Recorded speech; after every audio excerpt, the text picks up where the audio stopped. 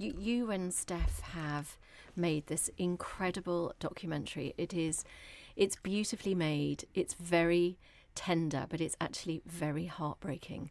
It's about your son. It's called Can Cannabis Save My Son's Life? And it's about your journey with Steph in trying to seek some medical help about your son's condition.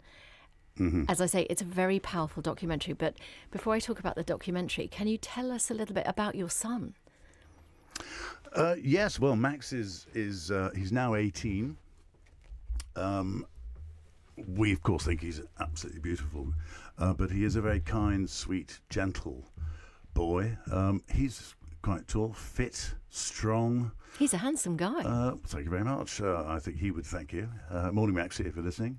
But he's probably not, because he's obsessed with sport. He loves sport, football, any sport, if there's sport, darts, bowling, any sport at all. And there's a gorgeous piece of footage in the documentary of you playing football with him. Yes, and you'll notice I'm not in goal, because that's really quite a dangerous place to be. He's got a mean right foot. It's another slight sort of little sadness, actually, because he is obsessed with sport, loves it, plays it. He doesn't understand the rules, doesn't care about the rules, but he's got fantastic eyeball coordination, and when he kicks a football at you, you really know about it. You really know about it. So I generally tend to steer clear of the goal. And rugby as well, isn't he also quite keen on rugby? He loves rugby, yeah. I mean, he'll kick a ball, he does all the things. He's not great at running about these days, but I put that down to the medication. But he used to be, but still, as a result, he is very fit, lean, mean, very rarely ill. And I expect him on last Saturday, he had a cold, and I've never known him to have a cold. He's generally, apart from the epilepsy and the autism, he's never ill. Now, take me back to when that epilepsy and autism was diagnosed. What age was he then? Well, he was 4 months when he started showing these sort of odd seizures, I suppose they were, and it was infantile spasms at that stage. He was 4 months old when it all started, and he was treated with steroids, blew up like a hot air balloon, and it went away for a short while. So we had 2.5 years with nothing, and then it came back at 4, and he's never really been the same since. What was that like for you? For both of you? Pretty hideous, really. We talk about this, in quite some depth in the documentary. It's sort of when you get a diagnosis for your own baby that basically says, this is epilepsy. He might grow out of it. There were tiny little shards of hope, and then we started, 14 years of, not that we knew it was going to be 14 years then, of very heavy-duty, mind-altering drugs. And it wasn't a very pleasant experience.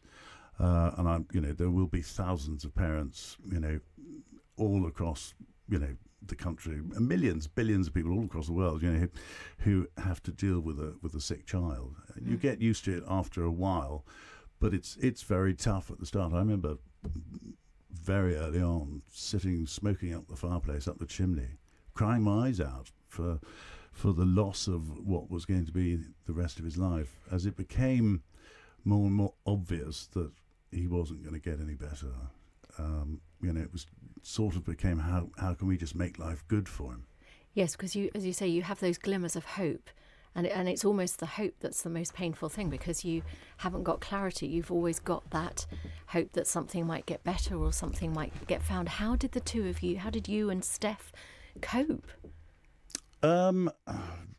Difficult question to answer. How did we cope?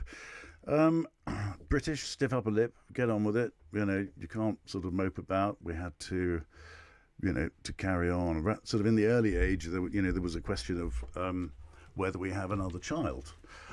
Will this happen again? Later on, we were very fortunate. We've got Honor, who's now 15, who's absolutely divine, perfectly fit and healthy. she had no problems. And there was always the worry, if we have another child, will the next one have, and we decided the chances were very slim. And so we made the decision to go ahead and have Honor to balance out for Max, to give him a sibling. He there was a good chance he was going to get better.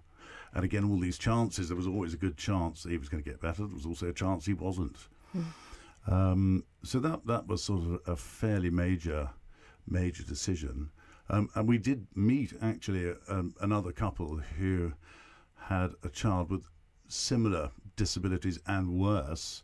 And they made the decision to have a second child. And that second child had the same problems as the first child. So then we're left with two, And, we spent months and months and months in and out of King's College Hospital on a regular basis. I recall there was a time for 3 months, I couldn't go to work. Max he had no immune system, so any tiny little infection could have been fatal. So I had to stay at home for 3 months. We all stayed at home, living in a bubble almost. Living in a bubble, and actually having to support each other, because you didn't have the opportunity to get anyone supporting you outside. You speak of crying on your own and smoking, just to support yourself in a way. So that's a very vulnerable place for you all to be. And now you've made a documentary, which is in a way going public with that. What led you to make that decision to make the documentary? Well, we were, it's medical marijuana, CBD, THC, all of this thing, cannabis, what have you. It's been very heavily in the news toward the latter half of last year. And we've known about the product for a good 10 years, about it, not in detail. And we were having a chat with a friend of ours, chap John Lloyd, who's actually the exec producer on the documentary. We were just having a drink and chatting about it because it was in the press, blah blah blah. And it was a brief chat. And he said, I've just learnt more about medical marijuana talking to us in the last 15 minutes that I've learnt in the press and picked up this whole year. And I said, well, that's fascinating because I don't know anything about it. I just know it exists. And I said, but, really, we should probably, dig deeper. He was asking those detailed questions. Why is it taking so long for the government to approve it, to go through it? And I said, well, I don't know, but I'm pretty sure everybody is terrified of the word cannabis. It's a drug. And everything in it is called cannabis. It sounds like cannabis. And I was pretty sure that all the lawmakers and the governments and all, everybody, across the medical system terrified because nobody really quite properly understands it. And I hope the documentary goes some way to clearing up the mysticism behind the myth and the the confusion that exists. The confusion. There's around a lot of confusion. What is a legal high? What is an illegal high? What are the potential side effects? And could this actually be licensed for safe medical use? And that's really what everybody just wants to know, don't they? Yes. So tell us about the documentary. What journey do you go on in the documentary? Well, without giving too much away, we kick off, really. I suppose it's quite important. We felt that before you understand a medicine, you have to understand the condition. And epilepsy is a very misconstrued, misunderstood condition that affects millions of people. I think it's 1 in 5 will be affected by epilepsy at some stage in their life. Goodness. Yes, it's very high. It's amazing how many people suddenly pop up and go, well, actually, yeah, I went through a phase when I had a couple of seizures back when I was 22. Don't know why it happened, but it did. And somebody else would come up and say, yes, my child's got epilepsy. Yeah, and there's epilepsy and there's epilepsy. Right. One of the things that we discovered during sort of only very recently, as a result of this whole thing coming up, is that we just thought Max had bad epilepsy. We didn't realise that actually it doesn't get much worse than his condition. Goodness. Which sort of adds up. But again, it's one of those things when you to an extent you live with a condition, you sort of don't see it anymore. It becomes second nature. It's a part of our lives. You know, you see in the documentary sort of the private side of us, of how we live with Max and what Max suffers and how he lives his life. What has that been like, actually? I mean, you are a public couple now. You're well known for being on TV. You have a column. You have this show. But what has it been like to really remove that mask and show the world how vulnerable you can be? What has that actually felt like? Well, it's felt quite scary, actually, because we've spent the last few years since we've fallen into this sort of funny world of media, and we're here by accident, really, and we've done our utmost to sort of keep our private lives, keep Max and Honor, out of any unwanted or unnecessary attention. But we sort of felt that, when asked by John, he said, really, we should why don't we make a short film about you looking into finding out, just a short, like a 3-minute movie. And we thought, yeah, okay, well, we could do that. And we sort of did make a short movie and took it to Channel 4, and I think it was the fastest commission in history. I think it was commissioned the next day. And they said, no, go and make a whole full-up documentary about it. And it was, oh, hang on a minute. We hadn't really planned on doing that. Yes, and what is this going to open us up Exactly. to? So we had to sort of really go away and think about it. And the decision to do it really was based on the fact that we felt, given our notoriety, that roundabout now was a very good opportunity to be able to use that and Max's condition and the fact that it's all hitting the press to actually do some good. Yeah. And, the decision to do the documentary, the full up and expose our lives, we sort of felt really that it would be wrong not to, and that if anything good could come out of Max's suffering that might move on this issue about getting medical marijuana accessible and acceptable in this country, then Max's suffering would not have been in vain. And that if he can save one life by moving it on a pace, then it will have been worthwhile, his suffering won't have been entirely in vain, and it was worth doing it. But it's also your candour, your vulnerability, yours and Steph's, which is very apparent in the documentary, that you are having to lay your heart bare as well. You are having to show the world what you go through on a daily basis, and that you're showing us that hope and how painful that hope is, to hold on to that hope. Yes, it is. I mean, hope springs eternal. Hope's been one of the things probably that we've struggled with all over the years. I mean, Max has probably been on every single mind-altering anti-epileptic drug that has ever been made. And each and every time we had our hopes going, oh, maybe this one will work, maybe that one will work, and then it didn't. And, the key thing here is these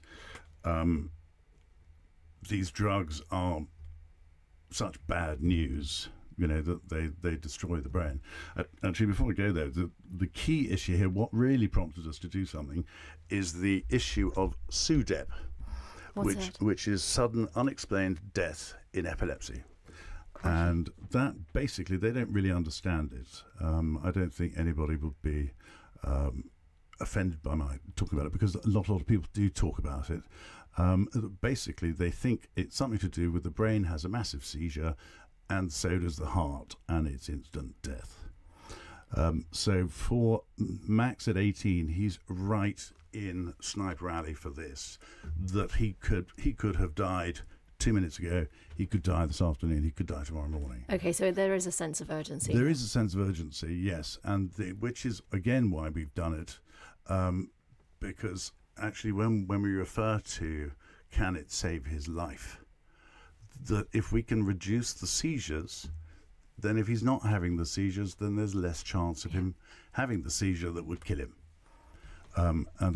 People don't know about SUDEP. Even a lot of people who suffer epilepsy don't know about SUDEP. It's not something that's talked about readily.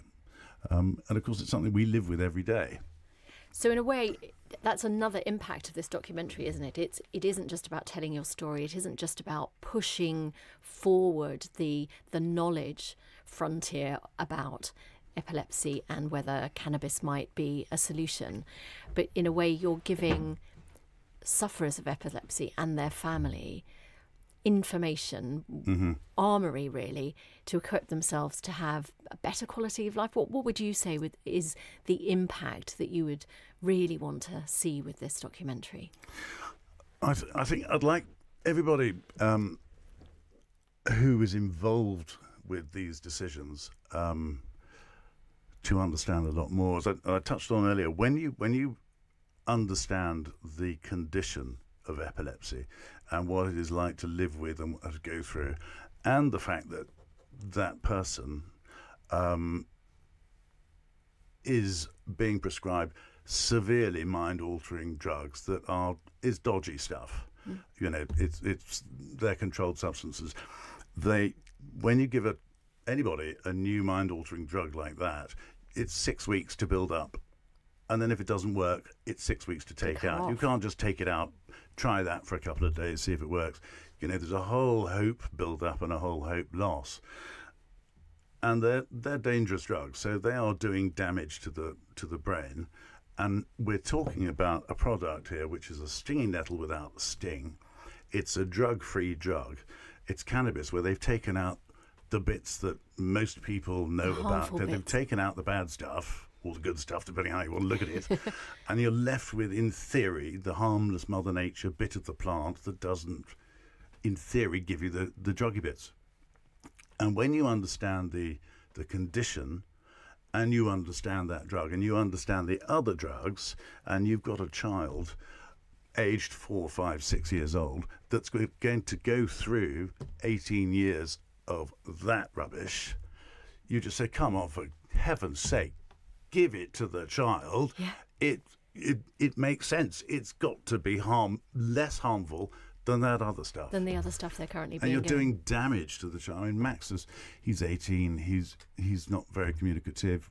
I haven't had a conversation with him probably since he was 4 years old. That is a very powerful moment in the documentary where you say that actually one amazing thing for you would be to have a conversation with him.